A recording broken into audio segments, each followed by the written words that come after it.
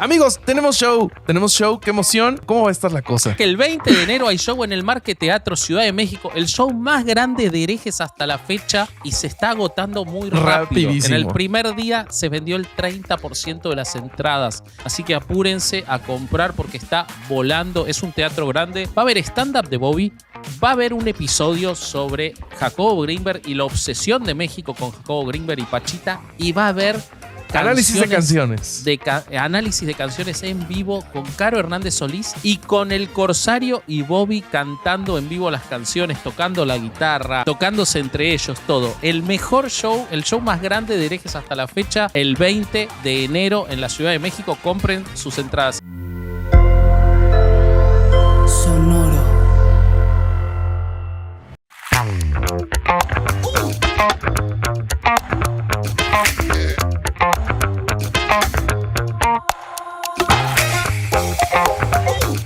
¿Qué tal, mis estimados herejes? Bienvenidos a Herejes, el podcast, un espacio para conocer y discutir tópicos históricos, científicos, filosóficos, de actualidad y cultura popular desde el pensamiento crítico y la evidencia disponible, intentando siempre encontrar el humor y el punto medio. ¿Cómo estás, querido Alejandro Vázquez Azpilicueta, el Vasco? Súper contento. Gran tema el de hoy para empezar, un tema. Así es. Prepárense. Para liberar también esta tensión sexual que tenemos entre los tres. Sí, herejes con velas es hoy. Sí, hoy pónganse los pantalones. Con cera cayéndonos en el pecho como en los pesos. En la película de Madonna y Willem Dafoe, ¿cómo se llama? No sé. No, pero prepárense para eso. Ustedes apaguen las luces. Pónganse el pantalón de látex. Escuchen la voz del Corsario y disfruten de Herejes el podcast el día de hoy. Te lo voy a presentar y la verdad es que espero que hoy tenga uno de esos textos de que le gusta leer, pero que sea erótico esta vez. Entonces, activen su subwoofer. Les voy a presentar al Marqués de Sade de esta literatura erótica llamado Herejes el podcast. El Corsario Alejandro Durán Eraña. Excelente, Bobby. Excelente. Ahora sí te la mamaste. No mames. Ay, güey. Me encanta cuando te puedo presentar con algo que tiene que ver con el tema, porque no es algo cruel o algo que nos va a mandar a la verga. Y pues ya, si quieren, para entrar en el tema, amigos, hoy vamos a hablar de sadomasoquismo, o como algunos le llaman, BDSM. Y yo no sabía, ustedes no sé si se lo toparon en sus investigaciones, pero me encontré que literatura como la Clasificación Internacional de Enfermedades, el ICD-10 de la Organización de la Salud, clasifica el sadomasoquismo como una enfermedad. O sea, lo tiene catalogado. Como parafilia, ¿no? Como una parafilia, sí. Ajá. Sí. Y encontré que la mayoría de la investigación que existe sobre el tema intenta vincular al sadomasoquismo con algún tipo de enfermedad psicológica o algún tipo de trastorno. Ha habido cambios en los últimos años, sí lo encontré. Si vos buscas literatura, sobre todo Estados Unidos de la década del 70, todo lo que lo trata es como una enfermedad. Pero en los últimos años, te diría en los últimos 7, 8 años, no mucho más que eso, hay un cambio en el que se puede entender que puede ser un fetiche llevado de manera dentro de determinados parámetros en los que, bueno, hay un montón de cosas que vamos a hablar sobre los códigos de seguridad, sobre el consentimiento, muchas cosas que están en juego, pero sí todos, incluso muchos psicólogos que hablan sobre el tema, dicen que cuando se lleva a la situación en la que no se lo puede evitar y en la que es la única forma en la que se puede encontrar placer sexual, puede llegar a ser un trastorno psicológico.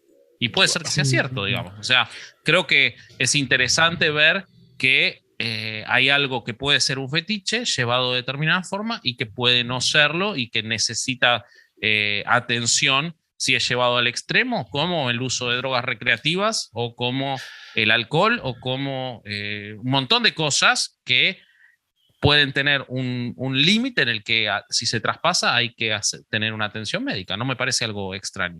No, y además sobre la parte de que en estas actividades, pues uno de los roles que existe es el de alguien que domina, ¿no? Entonces, si no existe la parte del consentimiento, pues claramente podemos ver por qué podría ser un problema, ¿no?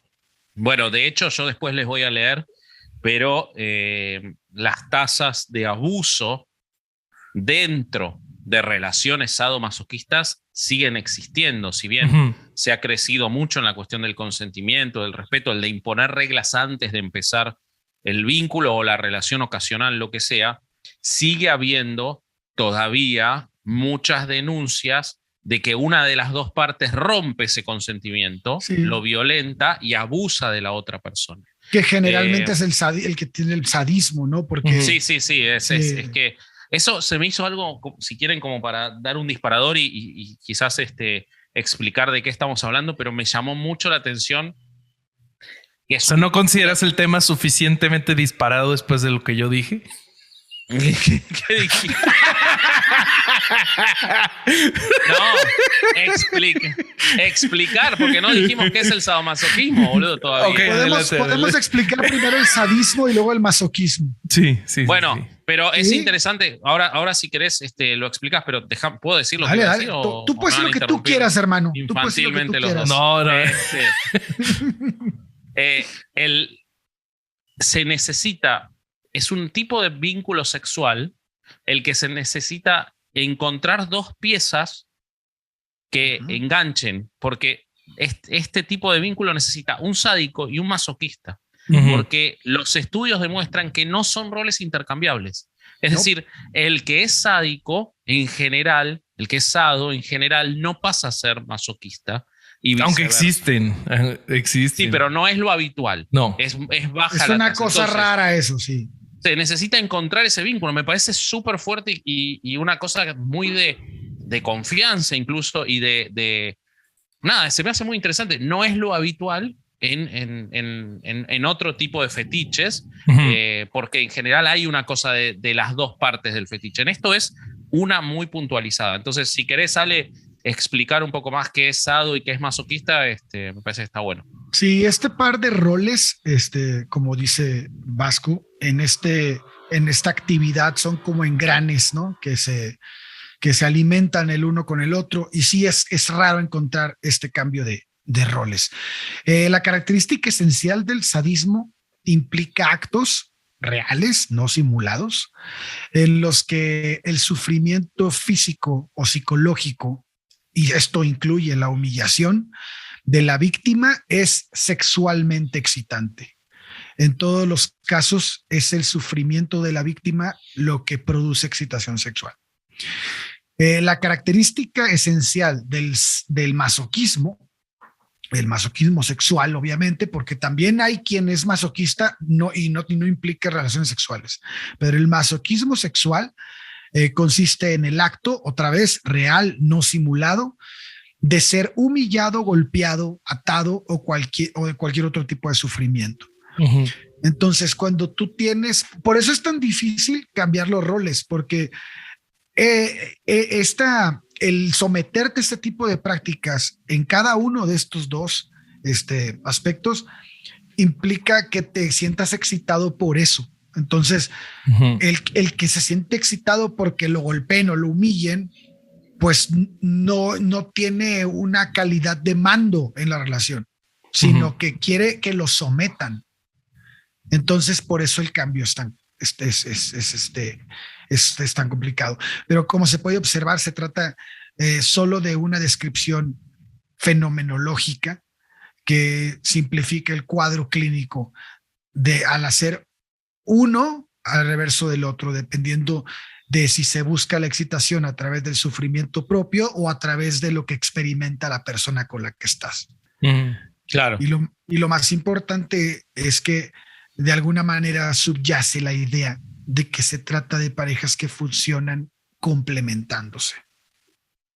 Sí, eso me parece que es un elemento fundamental, el tema de la complementación. Un par de apuntes que me parecen importantes sumar a lo que vos estás diciendo es que esta idea del que sufre o del que causa sufrimiento siempre está puesto ese sufrir o causar sufrimiento en el contexto del consentimiento. Es decir, el que desea sufrir, o sea, quizás la palabra sufrir choca un poco y hay que entenderla, es decir, el que desea padecer físicamente o psicológicamente algún tipo de maltrato o de, es que es tan difícil elegir las palabras, o de golpe, de dolor, y el que desea infringirlo, y es que el que desea obedecer órdenes y el que desea dar las órdenes, porque es y en muchos trabajos sobre este tema está explicado esto de que es importantísimo distinguirlo de quien es sometido porque no le queda más remedio, que es lo que pasa con las relaciones abusivas, en las cuales también hay un dominante, una persona que es dominante, pero el otro no le queda más remedio que quedar sometido al dominante, y ahí es cuando se dan relaciones de violencia de género, de violencia sexual, de abuso. La gran fundamental diferencia en esto es que existe el deseo no solo del dominante de ser dominante, sino del dominado de ser dominado. Y eso es lo que hace a un vínculo sadomasoquista, porque si no tenemos ese elemento, se puede transformar muy fácilmente en una situación de abuso. Y creo que también le agregaría una cosa más a esto, que es lo que hace este tipo de relación, que sería que también ambas partes saben o deben de saber para una práctica sana del sadomasoquismo que cualquiera de las dos partes pueden terminar con una escena, que es como le llaman ellos, en el momento que ellos quieran, por la razón que ellos quieran. O sea, ellos se usan palabras de seguridad que si alguien no está a gusto por la razón que sea, puede terminar con el encuentro, y la otra persona tiene el acuerdo de respetar los deseos de quien está siendo dominado en ese momento. Entonces creo que agregaría nada más eso. Sí, eso es un elemento fundamental. De hecho, se ha trabajado mucho sobre el tema de lo que es el no consentimiento consensual. No sé si leyeron un poco sobre eso.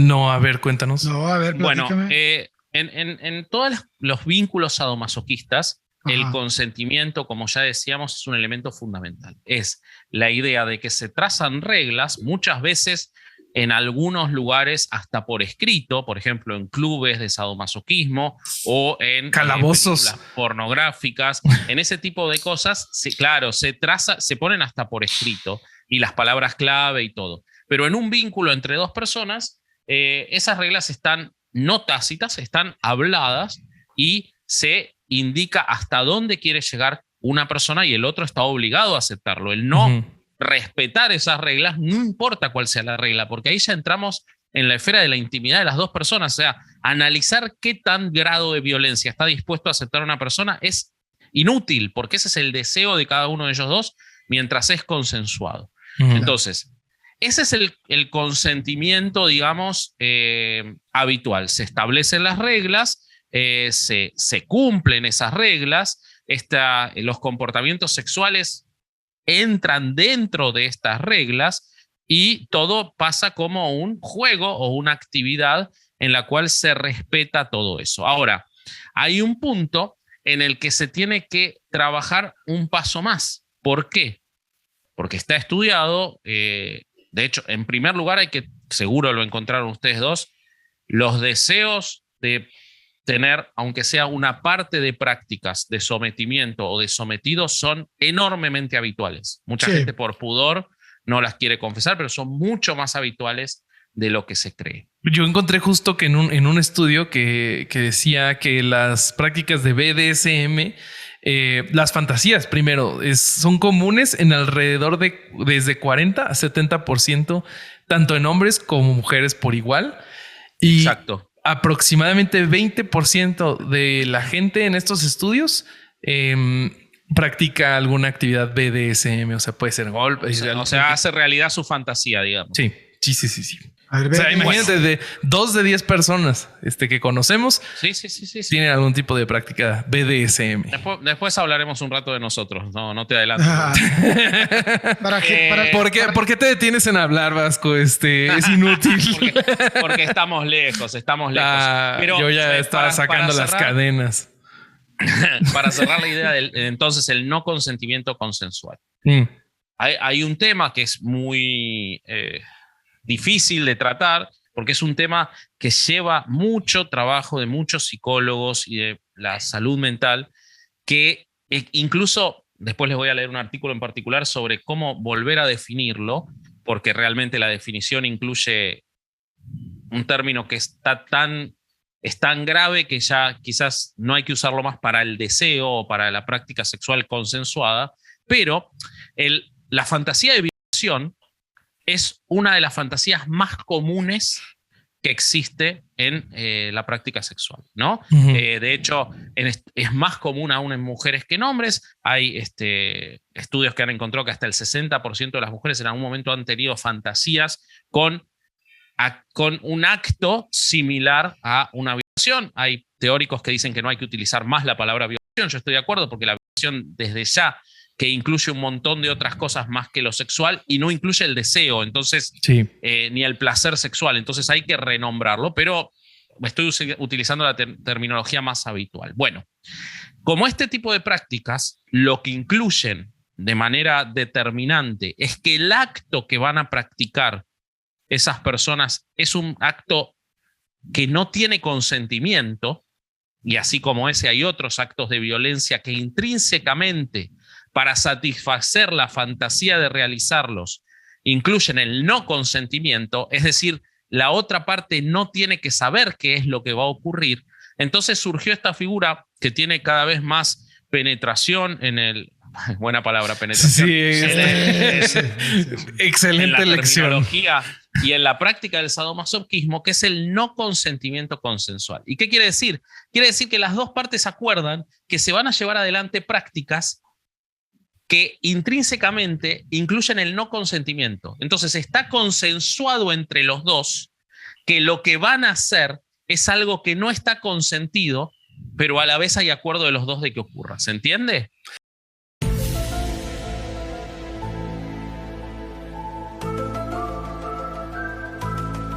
Es complejo. Pero sí, pero a mí me interesa qué pasa del lado del derecho con eso. No pasa nada. Mientras haya consenso, no pasa nada. ¿En serio? Absolutamente legítimo. Claro. Sí.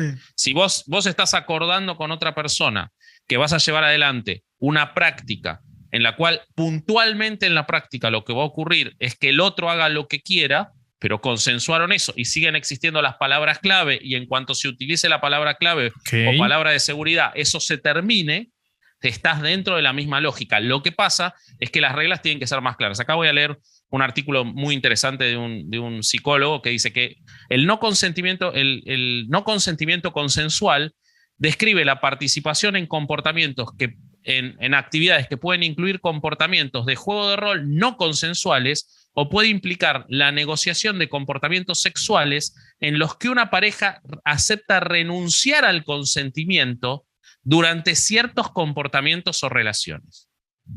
Pero la fantasía sigue estando, y entonces sigue estando la consensualidad. Es decir, una de las dos personas desea que el otro haga cosas que en otra circunstancia serían no consentidas.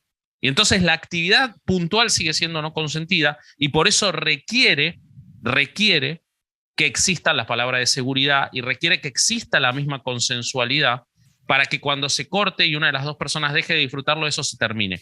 Esto incluye la fantasía de ser secuestrados, la fantasía de ser violados, la pareja que representa un juego de rol de la vida real. Es decir, se acuerda, por ejemplo, que en algún momento del día el otro va a proceder a llevar adelante esta actividad. Y entonces parecería una cosa violenta, por eso es que hay que modificar el término violación, porque la violación sigue siendo otra cosa, pero es una actividad que en lo que está ocurriendo no está consentida, y es cada vez más habitual porque este deseo y esta fantasía que durante mucho tiempo se llevó con vergüenza porque está asociada a actividades que en la sociedad son espantosas, pero en el núcleo interno de una pareja pueden llevarse adelante. Entonces cada vez más gente dentro de las esferas del sadomasoquismo las están llevando adelante, y para eso se construyó y se está construyendo esta idea del no consentimiento consensual. Y me parecía interesante contarlo porque hay una discusión gigantesca de dónde está la línea entre el sadomasoquismo y el abuso, y la línea está en lo que trace la pareja, y la pareja o los 3, 4, lo que sea, porque no tenemos que limitarnos a una relación de 2, pero siempre lo que está detrás no es la mirada externa de qué actividad están llevando adelante, sino el consentimiento. Sí. A lo que se me hace... yo iba a decir lo que se me hace interesante. ¿Viste que lo dice? ¿Ves? ¿Viste que sí lo dice? ¿Ves, güey? Algo que me llama la atención es que mucha gente que se dice liberal siempre está del lado de, pues es que por qué la gente que más conservadora o reaccionaria nos dice qué hacer con nuestras vidas y nuestros cuerpos, pero cuando llega a discusiones como estas, cambian de bando y ellos sí podrían estar del lado de no, es que esto sí sería una violación, esto sí sería abuso, entonces por lo tanto esta pareja no puede hacer esta actividad que están haciendo de manera consensuada, que negociaron, que incluso hasta muchas veces se escriben las reglas y pues no, yo no quiero, no va a pasar o no debe de pasar. Bueno, mira, ese tema, eso que vos planteás, es objeto de estudio. Por ejemplo, hay un trabajo de Psychology Today en español, que es una traducción de un artículo del doctor León Seltzer, un psiquiatra, en el que él entrevista a Marta Maena, que es una profesora de psicología de la Universidad de Nevada en Las Vegas, feminista e investigadora de conductas sexuales, en las cuales ella, con resignación, así lo dice textualmente la entrevista, con resignación tiene que aceptar que todos sus análisis previos respecto de que no puede haber una coincidencia entre el feminismo y las fantasías de secuestro, de violación y todo esto, estaba mal llevado, porque la realidad del deseo de la mujer contraría eso. O sea, los números de cómo es enorme la cantidad de mujeres que desean satisfacer estas fantasías, pese a que se había construido el preconcepto en determinadas ramas del feminismo, y ahí voy a lo que vos decías sobre la liberalidad o el progresismo, chocan, porque la mujer tiene muy claro que una violación es el peor acto y el acto más horroroso que puede existir, porque la violación incluye la deshumanización, el maltrato, la persecución, los hechos posteriores, las consecuencias psicológicas, pero no así la fantasía que parte del deseo propio. Y entonces en lo que trabaja esta Marta Meana, esta psicóloga, es en poder hacer coincidir esas dos cuestiones.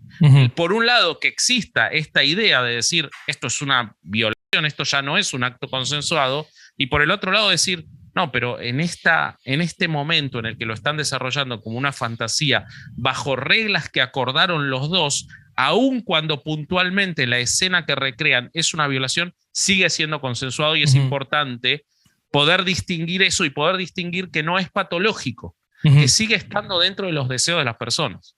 Sí. Siento que también un factor que en la literatura uno no encuentra es el tipo de vínculo que se desarrolla entre dominado y dominatrix o dominador, no sé, no recuerdo bien los términos, porque, y voy a decir... Esclavo puede ser, esclavo y... ¿cómo era, Ale? El esclavo y... No, será el amo y el esclavo. Así es. Ándale, amo y esclavo. Sí. Amo y esclavo. Que el tipo de vínculo, o sea, y algo que voy a decir uno de mis greatest hits, estaba viendo unos documentales hace rato y algo que yo no encontré en la literatura es el tipo de vínculo que se desarrolla entre estas dos personas. Es una cosa impresionante. Me encontré uno de BuzzFeed que me llamó mucho la atención, de una chava pasa todo un día en el calabozo sexual de una psicóloga con doctorado y una persona calificadísima, que a lo que se dedica es a tener su calabozo sexual, y pues ella tiene clientes que pagan por este servicio. Entonces, pues, por ejemplo, tiene un esclavo que está ahí todo el día y duerme ahí. Y ese es su por lo que él paga. Pero en este video en específico, el tipo cumple años. Entonces, ella, junto con la hermana, que son las dos, amas de este esclavo, le hacen un regalo y le dan un collar con una plaquita con su nombre y se ponen los tres a llorar, güey, y se abrazan y es un momento súper emotivo y creo que es lo último que alguien esperaría ver cuando se menciona BDSM o sadomasoquismo. O sea, nunca esperarías algo así como una muestra así de cariño y que de verdad entre esas personas que uno está pagando por un servicio y otras lo están dominando tengan ese vínculo de cariño. No sé si ustedes encontraron algo parecido. Yo me topé algo que me brincó bien cabrón, que es cuando el verdugo es un incauto, güey. ¿Cómo es eso? A ver, como eso se escucha muy Serbian Film. Está bien cabrón, güey. O sea, el verdugo, o sea, el amo, el que va a ser el que va a someter al güey, sí, es como fabricado por el masoquista, güey. O sea, caray. el que trae el deseo activo en la pareja es el masoquista. Por ejemplo, la mujer que sea. Ajá, la mujer, por ejemplo, vamos, una pareja hombre-mujer. El hombre es el masoquista, pero ella no sabe ser una persona sádica. Entonces, él le dice cómo lo debe de tratar. Híjole, ha de ser una conversación bien incómoda. Pero hay libros de este tipo de situaciones. ¿Cómo hay ser, libros güey? de 1870, güey. Hay Písame tantito el pito, por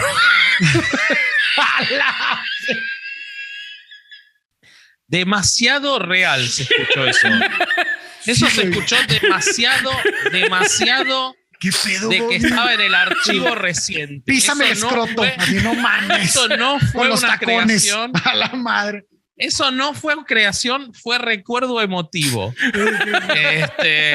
Eres un enfermo, amigo.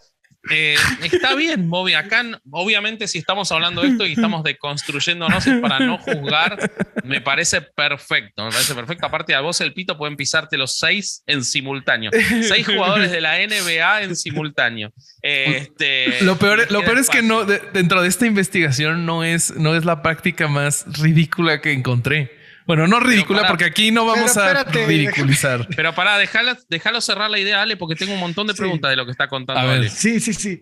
Por ejemplo, en el libro de Sacher Masoch, de la Venus de las pieles, que fue publicado en 1870, ahí pasa esta temática, güey, que es sobre la humillación, es el dominio, la esclavitud. Él se somete al ser amado. Aquí, cuando empecé a leer esta parte, dije, güey, ¿qué pedo? O sea, es por el tiempo, se me hace que volvemos otra vez a lo mismo. La religión influye mucho, las creencias, la forma de educación de la época. Y entonces, esta idea de que el sufrimiento es amor, para mí tiene un chingo que ver con esta práctica, con este tipo de forma de entender la relación de pareja, porque él decía, tienes que tratarme así, yo me someto a ti, porque al momento de yo someterme a mi amo, que eres tú, mi mujer, o sea, es la forma más grande de amor que hay. No mames, eso es religioso, güey. Sí. No sé, pero entiendo tu punto, por supuesto, siempre estamos cruzados por la religión. Pero para mí hay algo que tiene una lógica muy grande. Yo investigando encontré que es muy habitual que se produzca psicológicamente una inversión de roles. Es decir, quien en la vida lleva una conducta muy dominante, pongamos un jefe de una empresa, suele en sus prácticas sadomasoquistas tener la tendencia a ser esclavo. Mira. Ok, y eso quien no en sabía, la güey. vida es una persona sumisa, suele tenerse tendencias en su fantasía y en su realización sadomasoquista a ser amo. Entonces, o sea que la actividad sadomasoquista en este caso, como lo estás explicando, sería como el internet, güey. ¿En qué sentido? Ah, sí, sí, güey. exacto. Puede ser afuera en la calle eres un güey bien sumiso y acá eres un pinche güey bien bravo, güey. Pero sí, bueno, ocurre en el boxeo, por ejemplo, muchos boxeadores son tipos súper tranquilos afuera, otros no, ¿no? O sea, en Latinoamérica no se cumple tanto, pero tiene mucho sentido para cerrar la idea de lo que decía Ale, porque podría sonar paradójico que el esclavo está dando órdenes y entonces el esclavo ¿es amo o es esclavo si le está diciendo al otro cómo tiene que ser amo? Es amo, es amo disfrazado, güey. Pero tiene sentido porque en el resto de su vida es amo. Sí. Y entonces estás hablando de una relación en la cual, igual esto no se da siempre, es estadísticamente un porcentaje. Obviamente debe haber gente que es como el de 50 sombras de Grey, o sea, que es amo en la oficina y amo en la relación sexual. Y en la vida y en todo. Lo más habitual no es eso, lo más habitual es que ocurra al revés. De hecho, hay 1000 películas en las que se ve esto, en las que se ve al gran empresario que después le ponen la bola en la boca y le pegan latigazos. Eso se ve un montón. De hecho, los servicios que se pagan más caros de esto son los de Dominatrix. Y quien puede pagar caro por ese servicio tiene que tener una posición económica acomodada. Y en general, quien tiene una posición económica acomodada no suele ser sumiso. Entonces, tiene un sentido. Pero, para cerrar la idea, lo que decía Ale, está bien. Porque esa persona que entra al rol de esclavo no puede dejar del todo su condición de dar órdenes hasta que empieza el juego, hasta que empieza la escena. En cuanto empieza la escena, él se pone en el rol, o ella se pone en el rol de esclavo, pese a que le dijo cómo tiene que ser el amo el otro. Lo importante es que el otro pueda asumir ese rol de amo, porque si no se rompe la fantasía. Y hay algo bien interesante. El libro de este güey no fue censurado ni fue perseguido ni nada, porque él se ponía como la víctima, güey. Entonces, pero si ves el libro del Marqués de Sade, por ejemplo, donde él sí era una persona que infringía dolor, incluso estuvo pasando penas de cárcel por haberse pasado de lanza con prostitutas y personas que se trabajan del trabajo sexual, ¿no? Y fue denunciado y murió en un... Sí, ahora cuento algo de eso porque ahora lo cuento, pero terminar la idea. Pero su literatura sí fue censurada, güey. Y la del otro no, solo por la postura que estaba. Al final el mensaje es muy parecido, pero la postura de uno es distinta al otro. Porque buena palabra postura también en esto. Sí, en una eres un sádico y en otra eres un masoquista. Ahora, final, lo del Marqués de Sade, para poner un poquito, hay nuevas investigaciones con bastante evidencia y testimonios incluso de su mujer, que lo acompañó toda la vida, de que en realidad el Marqués de Sade no practicaba tanto las cosas que contaba. De hecho, hay relatos de orgías muy fuertes que ocurrieron con amigos de él, en las que él no participaba, porque él se satisfacía con contar estas cosas. Y es más que probable que él haya pasado todos esos años de prisión y en psiquiátricos más por lo que escribió que por lo que hizo. Muy probable.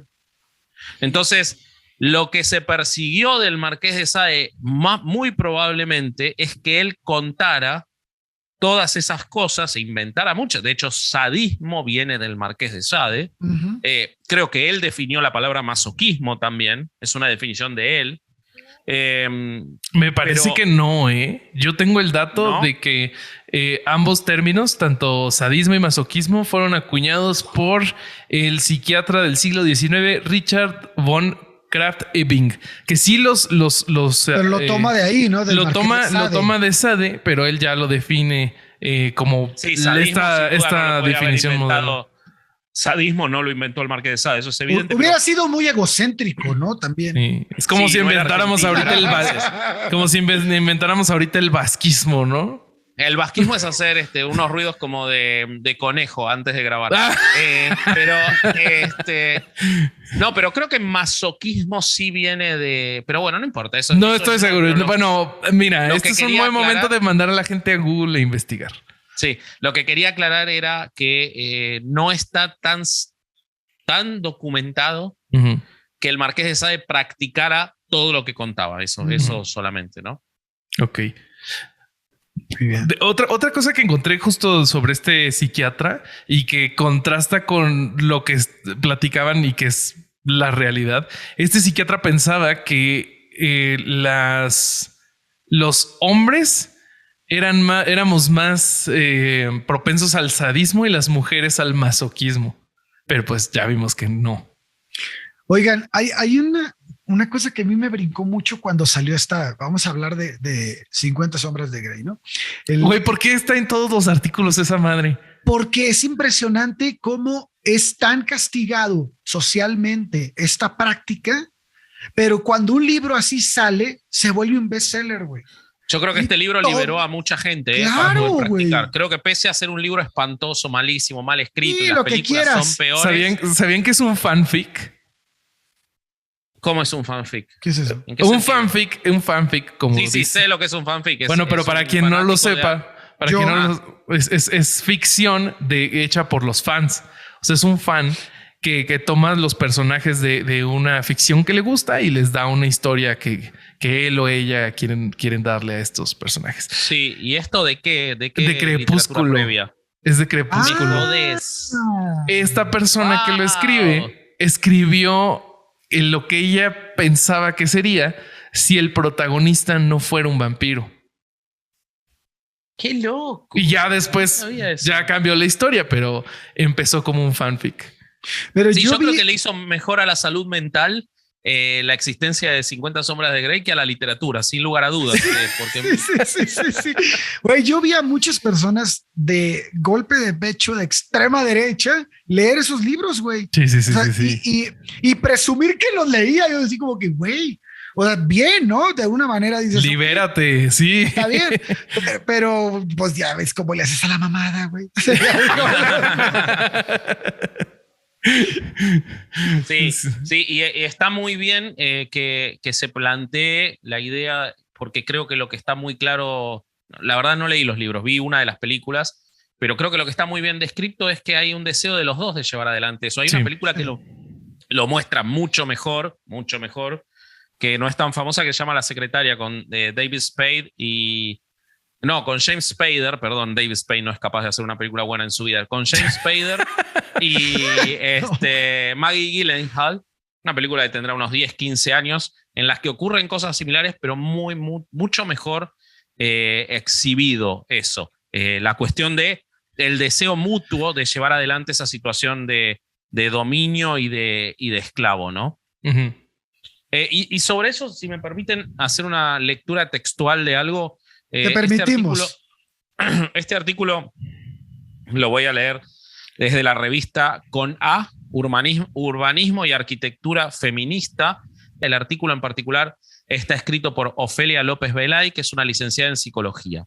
Entonces, en este artículo ella hace la muy importante distinción entre por qué no tenemos que tratar esto como violencia de género. Y paso a comentarles. Ella explica rápidamente, como ya dijo el Corsario al principio del episodio, que en el sadismo el placer se obtiene mediante la realización de actos que implican crueldad o dominio, y que en el masoquismo se obtiene el placer de ser víctima de estos actos de crueldad. Entonces, la diferencia entre esto y la violencia de género es que la persona sumisa lo elige y le proporciona placer, mientras que en el otro caso no se elige y proporciona dolor, baja autoestima y consecuencias posteriores. Otra diferencia es que cualquiera de los dos sexos puede adoptar uno u otro rol, por lo que la mujer no es siempre la sumisa, y estas prácticas se pueden dar en parejas tanto homosexuales como heterosexuales. Otra diferencia es que para que el juego funcione necesitamos una persona sádica y una masoquista, mientras que en la violencia de género una persona es dominante y la otra llega a ser sumisa por la utilización de la fuerza de la persona dominante. Finalmente, tenemos la diferencia de que hay un límite que está establecido por los dos y que entonces eso hace que no exista ningún vínculo y que hay que diferenciarlo muy bien de la violencia de género. Digo, porque muchas veces cuando se ha hablado de estas películas o de todo esto, se traza eso de se está perpetuando la violencia, se está perpetuando el abuso, y no, lo que se está exhibiendo son prácticas que existen, que son consensuadas y que es importante poder entender la diferencia. Totalmente. Así es. ¿Qué opinas, Robbie? Sí. Que siento que un montón de cosas de esta práctica se pueden exportar a una relación no necesariamente de sadomasoquismo. A ver. Pues lo que me parece como alguien externo es que la gente que lo practica tiene mejor entendimiento de lo que es consensual y para poderlo practicar de manera sana tiene que tener unas habilidades de comunicación excepcionales. Sí, claro, totalmente. Sí. Totalmente. Eso... Sí. Hay que partir de la idea muy difícil de que en una pareja haya la madurez suficiente como para que el otro pueda decir que no, ¿no? Porque si una persona es muy dominante y el otro quizás no quiere llevar estas prácticas, pero se siente obligado por el vínculo afectivo, ¿no? Entonces ese quizás sería el gris más grande que tiene todo esto, me parece. Sí. Es esta parte de que las personas optan por perder su individualidad o su yo, me voy a someter a alguien para llegar a esta, que al final, como dices, es un consentimiento, pero también siento yo que puede ser hasta peligroso, ¿no? En cierto punto, me deshumanizo yo, o sea, y me vuelvo esclavo de alguien, me someto a lo que alguien más quiera de mí y además, obviamente hay que poner límites, como dices, pero hay quien tal vez no los tenga. Entonces, no sé, como que depender de una persona que sea el que esté tomando la forma o la función del sádico. Creo que aquí hay una línea bien delgada y es hasta cierto punto peligroso porque todo depende con quién chingados estés, güey. Totalmente. Sí, justo sabes que, güey, leía que una parte de las prácticas, como decía Vasco, se lleva a cabo en fiestas o en reuniones o hay clubes de sadomasoquismo. Y entonces lo que se usa es que cuando estás conociendo a alguien nuevo en esta práctica, muchas veces la gente no se va a reunir en privado, sino que va a ir a una reunión más grande para tener como una capa más de seguridad y ver si el tipo de práctica de esa persona se acopla a ellos y tienen igual un montón de reglas para hacerlo de manera segura y pasar un buen rato. Claro. Oye, algo cagado que les quería contar es que, pues, de lo que yo estuve viendo, hay varias prácticas o varios tipos de vínculos que se pueden desarrollar, ¿no? O sea, encontré que de los más comunes, hipermasculinidad, infligir y recibir dolor, la restricción física, humillación psicológica. Y en uno de los documentales, el de BuzzFeed que estaba viendo, apareció una persona que hizo algo que de verdad yo no creía que esto podría ser, entraría como parte del sadomasoquismo. Y era uno de los esclavos de esta señora que les digo que es psicóloga y que tiene su calabozo. Y él no iba a recibir dolor, él no iba a que lo amarraran, o sea, él paga por limpiar el calabozo. ¡Wow! Y yo solo pude pensar, ese es Vasco, güey. Ese no puede ser otra persona. No, a mí me gusta ordenar, no limpiar. No, ahí ordenando los dildos, demás. Eso sí, me encanta. Sí. Yo soy el que va por el gimnasio levantando las mancuernas que dejan otros y las guarda, boludo. Y las pone así por peso y por colorcito. Sí, exacto. Sí, lo dices como si fueras súper seguido al gimnasio. Voy 3 veces por semana, lamentablemente. Muy bien. Lamentablemente voy 3 veces por semana. Yo quería leer algunos datos por lo que dijo Ale, me hizo acordar de unos datos que tengo acá respecto de los abusos que existen dentro del sadomasoquismo. Okay. Porque no es que siempre se respeta, porque Ale decía, tenés que encontrar la pareja que también respete los límites que se están poniendo. Y de hecho eso muchas veces no ocurre. ¿Ok? Son bajos los datos. Esto voy a leer datos de la Coalición Nacional para la Libertad Sexual de España, que encontró lo siguiente a partir de una investigación. Dijo que en más de 4.000 encuestados, el 29% informó un historial de violación del consentimiento, o sea, casi un 30% del consentimiento pactado entre los dos en una relación sadomasoquista, que van desde tocar partes que no estaban acordadas hasta la penetración genital no consentida. El 40% dijo que se había involucrado voluntariamente en escenas y comportamientos de CNC, o sea, de consentimiento, no consentimiento consensuado, en la que una o más personas renuncian al derecho de retirar su consentimiento mientras dure la escena. Es decir, el 40% había participado en CNC en los cuales decían que de ninguna manera iban a pedir el consentimiento durante la escena, ¿no? Que eso es lo fundamental en estas fantasías de violencia en particular. Ahí, en la CNC, paradójicamente, se reduce mucho la violación de los límites prenegociados. Vimos que en las relaciones en general de sadomasoquismo era casi del 30%. Bueno, en las de no consentimiento consensuado es solo el 14%. Declaró que se habían violentado los límites prenegociados, ¿ok? Y solo el 22% de las personas que se involucran en comportamientos de no consentimiento consensuado informaron haber experimentado violaciones del consentimiento en algún momento. Entonces, eso lo que demostraría es que en estos vínculos que parecerían ser más violentos, como las reglas necesitan ser más claras y la confianza necesita ser mayor porque el riesgo que se está corriendo es mayor, se reduce mucho la violentación de ese consentimiento entre las partes. Nada, me pareció muy interesante y me parece elevadísimo el número, es decir, en una de cada 3 vínculos sadomasoquistas alguien se pasa de las reglas y claro, y terminás muy cerca de un abuso, ¿no? Sí. Porque ya son vínculos de riesgo. Si lo que estás haciendo encima no es acordado, parece un número muy, muy elevado. Obviamente esto es 4.000 casos dentro de un solo país, pero bueno, me parecen datos interesantes, ¿no? Sí, es interesante. Y tal vez es por no tener la palabra clave, ¿no? Así como de, no, pues no supe si estabas diciendo que no como masoquista o si estabas diciendo que no como que sí, realmente no dice querías. Que la palabra clave en general era supercalifragilisticoespialidoso. ¡A ver! Entonces, con la bola en la boca y me todo. Me pasé lanza, pero fue sin querer, güey.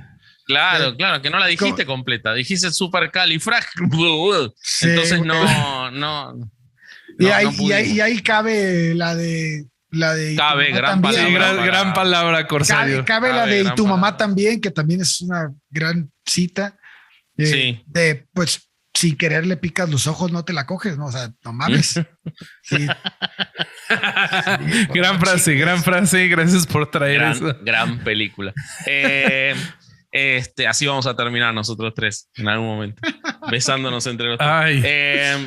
Bueno, yo lo que tenía era eso. Una última cuestión que quiero aclarar porque la comenté al principio y no dije los datos y me parece importante, volviendo al artículo de León Seltzer, son cuáles son las terminologías que él recomienda para reemplazar esta tan fea de fantasía de violación. Entonces, lo que dicen es seducción forzada, violación controlada, rendición, sumisión dispuesta o sumisión facultada, fantasías de apresamiento y todas están medio de la verga, ¿no?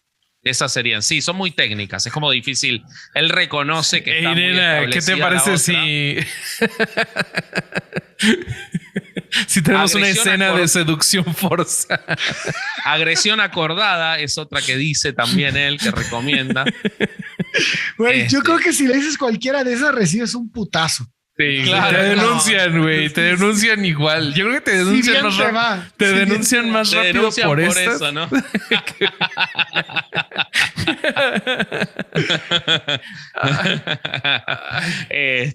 Porque, bueno, nada, él está buscando como reemplazar la palabra violación, ¿no? Que tiene sentido. Quizás no encontró la palabra adecuada, por eso fantasía de violación sigue siendo lo habitual. Me acordé del chiste del güey que necesita un trasplante de culo. A ver, ¿cuál era ese? Dice, güey, es que yo necesito un trasplante de culo, pero es bastante difícil, güey. Es bastante difícil ir por la calle y decirle a la gente, oye, tú me puedes dar tu culo, y pinche putiza que te meten, güey. Claro. Es lo mismo, güey. ¿Quién Sí, chingo le va a totalmente. decir una de esas mamás a alguien? No. Creo que prefiero la sugerencia que hacía yo al principio más que cualquiera de estas que mencionó Vasco ahorita. Qué raro que vos prefieras tu propia sugerencia, Bobby. Estoy sorprendido. Sí, es algo muy vasquil de mi parte. No, esa es muy Bobby. Así como yo digo, muy interesante la de, ¿vieron qué bien salió el episodio de tal cosa? Y fue una idea de él. ¿Vieron? No es cierto. Yo ¿Vieron qué aplaudo. buen chiste hice, güey? Sí, ¿Cómo te- súper Bobby. cómo te Súper Bobby. atreves? Me encantó mi chiste ¿Cómo que te- hice en el episodio. Esa es súper Bobby. O sea, con los ¿O no, chistes. Ale? Con los chistes es diferente. Totalmente, Con los chistes totalmente. es diferente porque los disfruto. Lo disfruto y vuelvo a revivir. Pues dame tus conclusiones, Corsar. Yo te elijo. Tú me eliges. Bueno, Sí. mis conclusiones son, cuídese, por favor, porque Ujú. fíjese con quién se relaciona y si van a tener este tipo de prácticas, pues no pongan la palabra clave tan difícil, cabrón, porque no mames. En una de esas, Sí, ¿no? sí. Yo digo que prueben. O sea, la verdad es que probar nunca mató a nadie.